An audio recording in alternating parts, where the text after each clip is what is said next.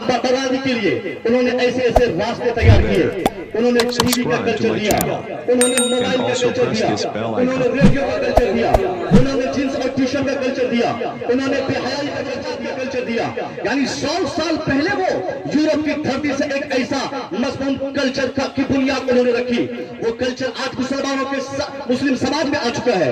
आज मुसलमानों के एक एक बच्चा उस कल्चर को अपना लिया।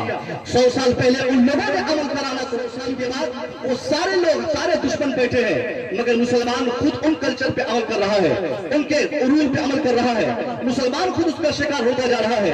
हर मुसलमान अपनी कामयाबी तब समझता है जब एक आलीशान मकान भी हो, मकान में एक बहुत बड़ी टीवी लगी हो।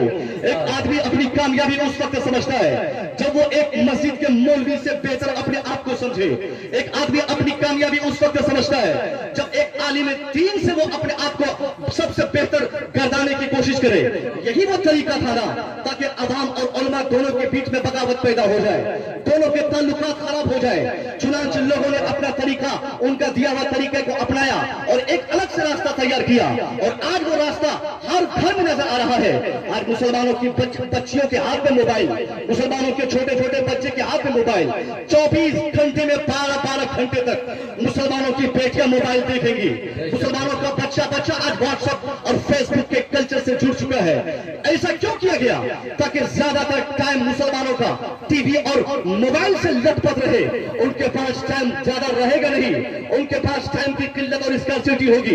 अब वो कुरान नहीं पढ़ सकेगा, अब वो उलमा को सुन नहीं सकेगा, अब उलमा के फरामीन नहीं सुनेगा, अब उलमा से ताल्लुकात खराब हो जाएंगे, अब वो कुरान पर अमल नहीं कर पाएगा। इसलिए कल्चर हमारे समाज में लाजमी तौर पे उन लोगों ने डालने की कोशिश की थी। मैं कहना चाहूंगा मुसलमान आज उस बेहयाई के कल्चर को अपने घर में डाला है। कौन सा घर ऐसा है जहां के गार्जियन अपने बच्चियों को, अपनी बेटी को, अपने बेटे को ये कहता हो, ए मेरा बेटा तू मुसलमान है, तूने कलमा पढ़ा है, कलमा पढ़ने के बाद हर मुसलमान के लिए जरूरी ये है कि अब वो इस्लाम के जो इस्लाम का जो फरमान है, इस्लाम के फरामीन के मुताबिक अपनी जिंदगी गुजारने में अपनी कामयाबी समझे। कोई गार्जियन नहीं कहता, बल्कि आजकल गार्जियन को देखा जाता है जिसके पास पैसे की फरावानी है, जिसके पास पैसे बढ़ रहे हो, जिनके पास प्रॉपर्टी ज्यादा हो, जिनकी नौकरी लग जाए, जो प्रोफेसर बन जाए, जिनकी तनख्वाह 1 लाख रुपया महीना हो, जो दिल्ली में मकान बना ले, जो कर्नाटक जो बड़े बड़े कैपिटल शहर में मकान बना ले। अब उनकी ख्वाहिश होती है मैं तो अमीर हो गया, मेरे पास पैसे बढ़ गए, मेरा बैंक बैलेंस बढ़ता जा रहा है, मैं अब अलग जिंदगी गुजारूंगा। अब वो अपनी बेटी को जींस पैंट पहनाता है, अपनी बच्ची को टी शर्ट पहनाता है, अपनी बीवी को वो पर्दे में रहने की तलकीन नहीं करता। वो जानता यह है कि मैं अगर अपनी बेटी को निकाब पहनने कहूंगा, मेरी बेटी निकाब पहन के घर से जाएगी, लोग बोलेंगे ये पुराने ख्याल के घर की लड़की लगती है, लोग बोलेंगे ये दकियानूसी परिवार की बेटी है, लोग कहेंगे ये पुराने जमाने के बात मानने वाले खानदान की बेटी है। यानी एक आदमी अपने को अमीर दर्शाने के लिए, अपने को अमीर बताने के लिए अपनी जिंदगी का तरीका बदल दिया है। वो अधनंगी का रिवाज अपने माहौल में कायम करके अपने को सेठ साबित करना चाहता है। क्या होता है मुंबई में आप जानते हैं, क्या होता है दिल्ली की सड़कों पे आप जानते हैं, क्या होता है गोवा में अधनंगी की नाच सड़कों पे देखी जाती है। एक आदमी अपनी बच्चियों को शॉर्ट से शॉर्ट कपड़ा पहनाकर अपने को अमीर तरीन बतवाने के लिए ऐसा करता है। यानी वो जानता है कि मेरी बेटी जितना कम और मुख्तसर कपड़ा पहनेगी, फौरन लोग बोलेंगे अमीर की बच्ची लग रही है, इसलिए कुछ शॉर्ट कपड़ा पहन के सड़क पे आई है। मैं कहना चाहूंगा यही बेहयाई पे अमल करने का रुझान हमारे दुश्मनों ने दिया था। आज उसकी खुराक मुसलमान बनता नजर आ रहा है। आज एक मुसलमान शादी किया तो शादी करने से पहले वो बेहयाई करता है, शादी करने के बाद गलत रसूमात के चक्कर में पड़ के सलामी के नाम पे, मुलाकात के नाम पे, चुमाने के नाम पे वो हजार खराफात को अमली जामा पहनाता है। उसके बाद करता क्या है, एक लड़का अपने दोस्त को बुलाता है, दूल्हा दोस्त को फोन किया, साहब मैंने शादी कर ली, आओ मेरी बीवी को देखने के लिए। तूने मेरी बीवी को मुंह दिखाई नहीं दिया। अब एक दोस्त अपने दोस्त की मोहब्बत में चला गया। अब एक दोस्त अपनी बीवी से दोस्त से मिलवाता है, ये रही मेरी बीवी, सलाम करो तुम इसको, बीवी से सलाम करवाता है, दोस्त उसकी बीवी को सलाम किया। अब एक दूसरे को की खैरियत पूछता है, 100-200 का पैसा नजराना उसको देता है। उसके बाद क्या मामला हुआ, वो लड़का अपने दोस्त से बीवी को मिलवा दिया। वो समझता है कि मेरी बीवी को मेरा दोस्त देखेगा, कहेगा क्या ही खूबसूरत बीवी तूने पाया, क्या अच्छी नाक इनकी है, क्या ही कुसादा पेशानी है, क्या हसीना जमीना तेरी बीवी मिली है तुझे, मेरी तारीफ होगी, समाज में मेरा दबदबा होगा, मेरा वर्चस्व बना रहेगा कि जैसे जैसे मेरा पैसा बढ़ा वैसे मेरी खूबसूरत बीवी भी मेरे घर पे आ गई। यानी अपनी तारीफ बतलाने के लिए, साबित करने के लिए एक आदमी अपने दोस्तों से, यारों से अपनी बीवी को मिलवा देता है। उसे पता नहीं कि अभी 6 महीने के बाद वो दिल्ली जाएगा, दिल्ली से 1 साल के बाद घर आएगा, 6 महीने के बाद पंजाब जाएगा, पंजाब से 1 साल के बाद आएगा, वो दोहा कतर जाएगा, वहां से 2-3 साल के बाद आएगा। उसके ज़बाने में उसका वही दोस्त जिससे 6 महीना पहले उसने मिलवाया है, मुलाकात करवाया है, बीवी से मिलाया है, सलाम कलाम हुआ है, उनके ज़बाने में वही दोस्त उनकी बीवी से सलाम करता है, अस्सलाम वालेकुम भाभी जान, क्या खैरियत है, कोई जरूरत तो नहीं है, आपको कभी मेरी जरूरत होगी तो एक कॉल कर लेना। अब उसकी बीवी जब समझ गई कि जब मेरे शौहर की मौजूदगी में मेरा उनका दोस्त मुझसे मिला है, अगर मैं उनकी गैर मौजूदगी में मिल लूं, समाज को कोई देखेगा तो क्या बुरा समझेगा? कोई बुरा नहीं समझेगा, क्योंकि मैं अपने शौहर की मौजूदगी में अपने शौहर के दोस्त से मिल चुकी हूँ। अब वो बीवी उसको देवर कहती है, देवर कहते हुए एक दिन जरूरत पड़ती है, उसको बाइक लेके बुलाती है, उसके बाइक में चढ़ के चली गई किशनगंज, चली गई पूर्णिया, चली गई कटिहार, चली गई पटना, उनके साथ सफर में 2 दिन के बाद घर वापस आना, उनके साथ मार्केट शेयर करना, उनके साथ मॉल में जाना, उनके साथ जेवरात खरीदना, उनके साथ होटल में रह के खाना पीना खाना। यानी आज मुस्लिम समाज में शायद ही कोई गांव ऐसा होगा जहां पर भाभी के नाम पे, जहां पे देवर के नाम पे, जहां पे दोस्त और यार के नाम पे एक आदमी दूसरे की बीवी को बिठाकर मार्केट में ले जाता हो, एक दूसरे की बीवी किसी गैर को देवर करके उसके साथ मार्केट में जाती हो। ये रिवाज हमने कायम किया है, बेहयाई हमारे समाज में आई है। उसके बाद हम रोना रोते हैं कि नमाज की बरकत कहां चली गई, रोजे की तहारत कहां चली गई, ईमान की हलावत कैसे खत्म हो गई, कहां बरकत क्यों होगी हमारे समाज में? क्योंकि मेरे पैगंबर ने कभी कहा था, जिस माहौल जिस मुआशरे में बच्चों के सर से दुपट्टा आम हो जाए, दुपट्टा उड़ जाए, उनके बाल दूसरों के लिए खुराक बन जाए, उनका बदन का हिस्सा दूसरों की निगाहों के लिए सीनत बन जाए, तो अल्लाह उस समाज से बरकतों को उठा लेता है। और उस समाज में एक नहीं 50,000 मसाजिद बन जाए, एक नहीं 50,000 पीर साहब आ जाए, एक नहीं 50,000 और ना दुआ करे, दुआ करके मुसलमान थक जाएगा, मौलाना साहब थक जाएंगे, पीर साहब थक जाएंगे, कभी पीर साहब की दुआ कबूल नहीं होगी, क्योंकि हमने अपने कैरेक्टर को बर्बाद कर दिया, हमने बेहयाई को फरोग दिया। जब तक हया वापस नहीं हम समाज में लाएंगे तब तक हमारी दुआ कबूल नहीं होगी। आदमी एतराज करते हैं, मौलाना साहब आप तो पहुंचे फकीर लगते हैं, पीर साहब आप तो पहुंचे फकीर लगते हैं, लेकिन एक बात मैं आपसे पूछना चाहता हूं, कोई एक जलसा बताओ जिस जलसे में पीर साहब आकर ये दुआ न किए होंगे कि अल्लाह मुसलमानों को तबाही से बचा ले, मुसलमानों को बरकत अता फरमा दे, मुसलमानों के बच्चों को तरक्की अता फरमा दे। हर जलसे में उलमाए करम दुआ करते हैं, लेकिन एक भी पीर साहब की दुआ हमारे हक में कबूल नहीं होती। आखिर वजह क्या है? गलती पीर साहब की दुआ की नहीं है, गलती हमारे किरदार की है, गलती हमारे अमाल की है, गलती हमारी बदतमीजी है। यानी हमने बेहयाई अपने समाज में फरोग दिया है, बेहयाई को आम किया है, और पूरा भरोसा हमने मौलवी साहब पे किया कि ये नमाज के बाद दुआ करेंगे तरक्की हो जाएगी। नहीं, मौलवी साहब 500 साल तक दुआ करते थक जाए, इनकी दुआ हमारे जैसे बदअमाल के हक में कभी कबूल नहीं हो सकती। अगर हम चाहते हैं कि अल्लाह हमारी हर दुआ कबूल फरमाए तो मौलवी साहब के पास जाने की जरूरत बात न है, बस 2 रकात नमाज पढ़ेंगे, अच्छे अमाल पेश करेंगे, अल्लाह से दुआ करेंगे, अल्लाह ये सामने वाले जालिम को तबाह कर दे, हमारे दुश्मनों को बर्बाद कर दे, मेरी कमाई में बरकत अता फरमा दे। मौलवी साहब के पास जाने से पहले ही अल्लाह मेरी दुआ कबूल फरमाएगा। नारे तकबीर! अरे जरा मेहमान का इस्तकबाल हाथों को उठाकर कीजिए। नारे तकबीर, नारे रिसालत, पैगाम इस्लाम कॉन्फ्रेंस, नारे तकबीर, नारे रिसालत। यानी आज हमारे माशरे में बेहयाई इतनी आम हो चुकी है, एक मुसलमान को चाहिए कि अपनी बच्चियों को अपनी बेटियों को ऐसे अमाल की तलकीन करे। ये बेटी तुम जहां भी रहो लगो कि तुम मुसलमान की बच्ची हो। 1000 के बीच में मुसलमानों की बच्चियां रहे तो लग जाए कि मुसलमानों की बच्चियां है, 1000 के बीच में मुसलमानों के बच्चे रहे तो लग जाए कि मुसलमानों के बच्चे हैं। और ये बेहयाई सिर्फ बच्चियों में नहीं बल्कि बेहयाई आज हमारे लड़कों में भी है, हमारे बच्चों में भी है।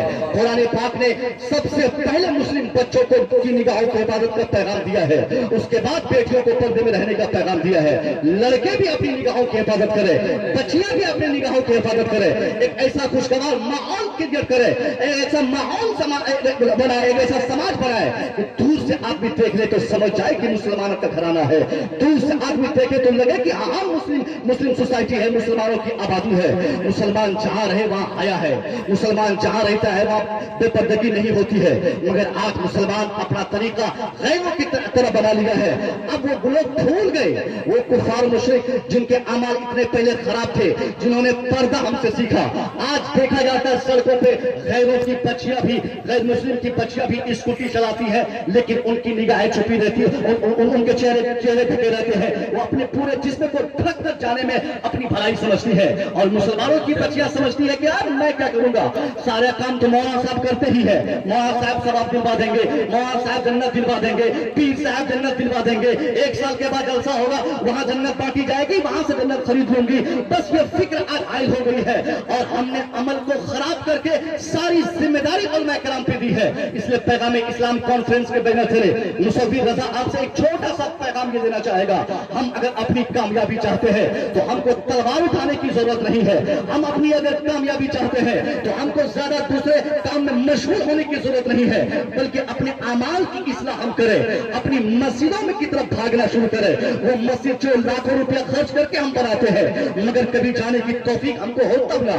ایک ہفتے میں ایک بار ہم جاتے ہیں جمعہ کی نماز پڑھنے کے لیے. بہت سارے تو ایسے ملتے ہیں جو نماز جمعہ بھی مسجد میں نہیں پڑھتے, جو عیدین کے وقت یاد آیا تو چلے گئے, ورنہ 1 سال کے بعد بھی وہ نہیں جاتے. یعنی مسلمان مسجد میں پیسہ دے دیا, مسجد عالیشان بنایا, دیوار موٹی کر لیا, اے سی لگا دیا, وہاں پر واٹر فریزر مشین لگا دیا, پنکھے لگ گئے, اور کیا بولتے ٹائلس اور پتھر لگا کر سوچتا ہے میری ذمہ داری کمپلیٹ ہو گئی, اب ہمیں کوئی کام کرنے کی ضرورت نہیں ہے. نہیں, مسجد کی کامیابی ٹائلس پتھر میں نہیں ہے, مسجد کی کامیابی اے سی مشین میں نہیں ہے. اگر ایک آدمی چاہتا ہے کہ ہماری مسجد بھی کامیاب ہو, مسجد کے صدقے ہم بھی کامیاب ہو, سارا کام چھوڑ کر مسلمان اپنی مسجدوں کی طرف بھاگنا شروع کرے, اور اتنی تعداد نمازیوں کی اپنی اپنی مسجدوں میں بڑھا دے جتنی تعداد نماز جمعہ اور نماز عیدین میں مسجدوں میں دیکھی جاتی ہے.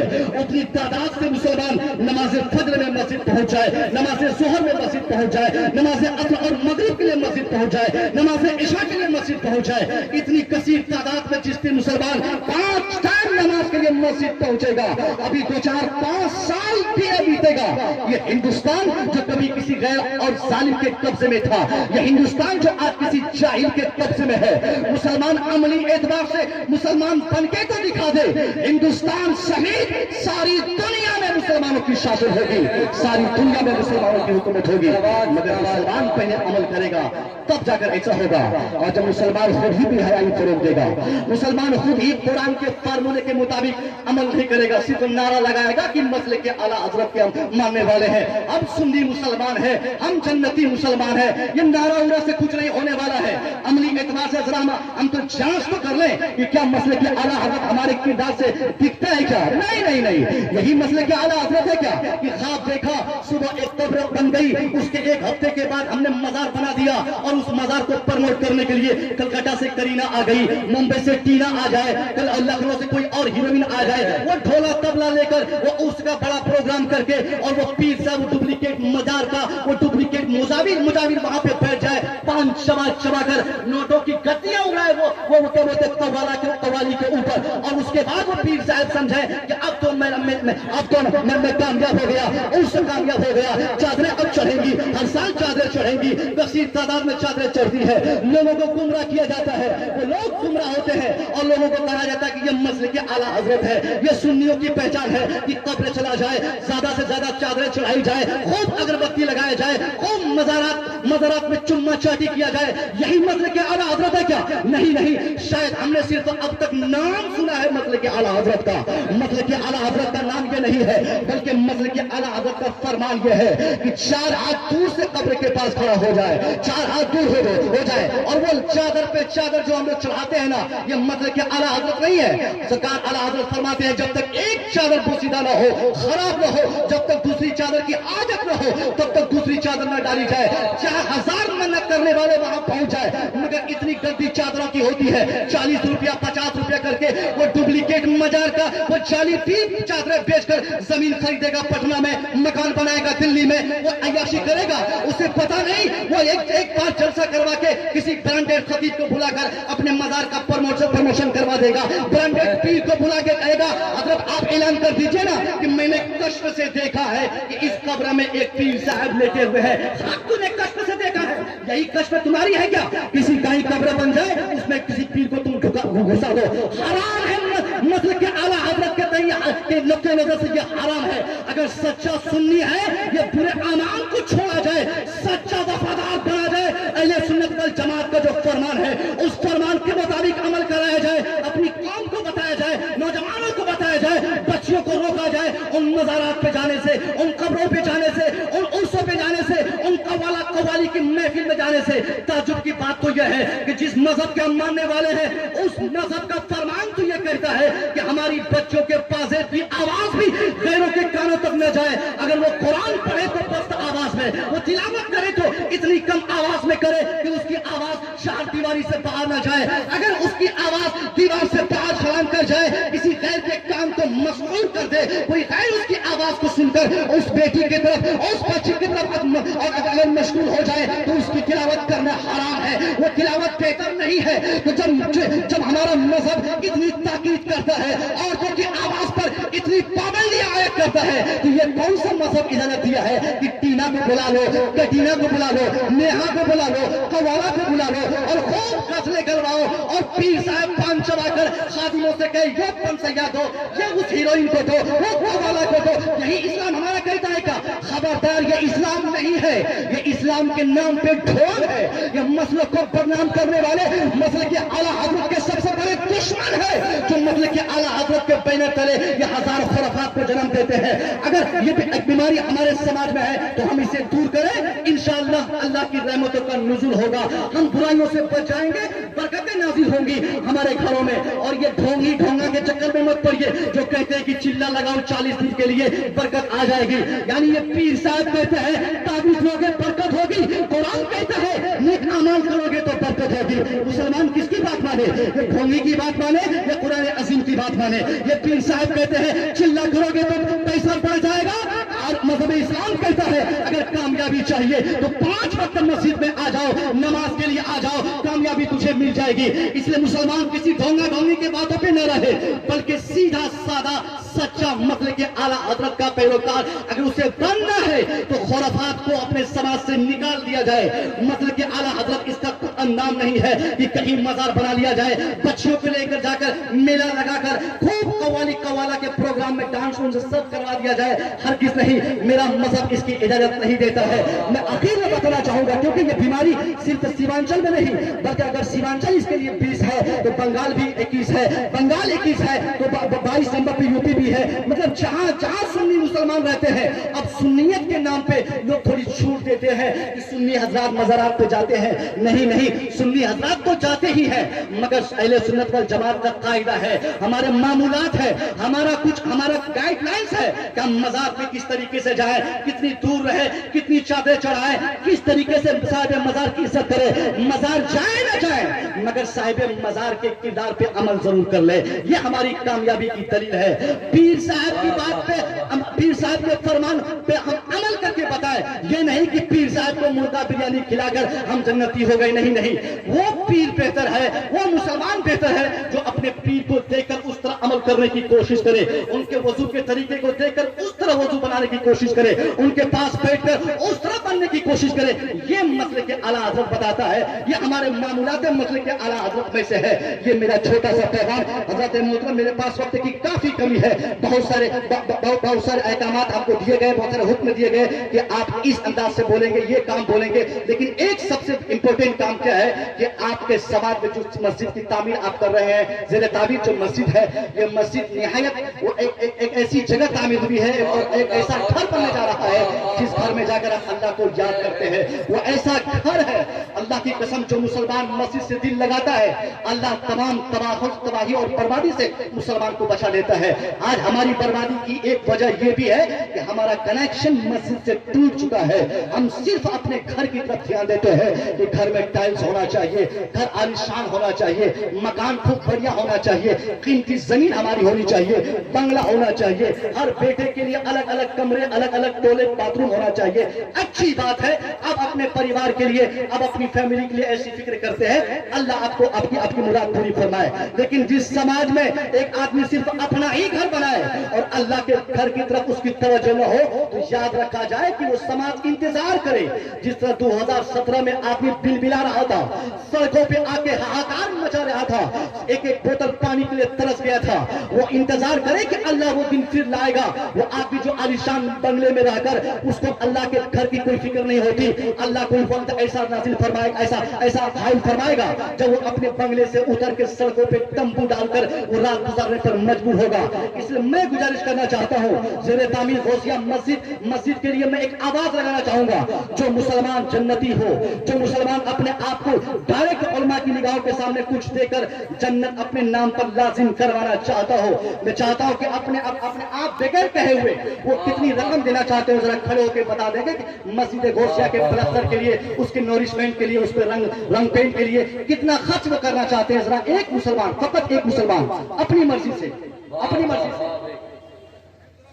सुभान अल्लाह, अल्हम्दुलिल्लाह, माशाअल्लाह, क्या शमशाद साहब, नारे तकबीर, नारे तकबीर।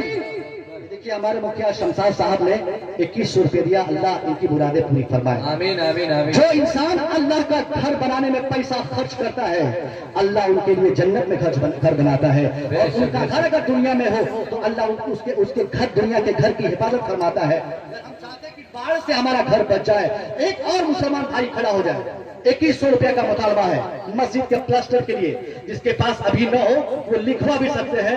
अगर जो चाहे कि हम बालू दे दे तो सबसे अच्छी बात है, जो चाहे कि हम गिट्टी दे दे सबसे अच्छी बात है, सीमेंट दे दे सबसे अच्छी बात है। कोई मुसलमान इतनों में बहुत अच्छे, माशाअल्लाह, जिंदाबाद। हम ऐसे मुसलमान हैं, अपने भाई को लड़ाई करते हैं भाई से और उनको कहते हैं कि तुमको तो जेल भेजने के लिए 1 लाख रुपया रखे हैं, तुमको बर्बाद करने के लिए 1 बीघा जमीन रखे हैं। बोलता है ना, बर्बाद करने के लिए 1 बीघा जमीन रखे, देख लेंगे तुमको। और वो सब छुपा हुआ है, कहां गया 1 लाख रुपया?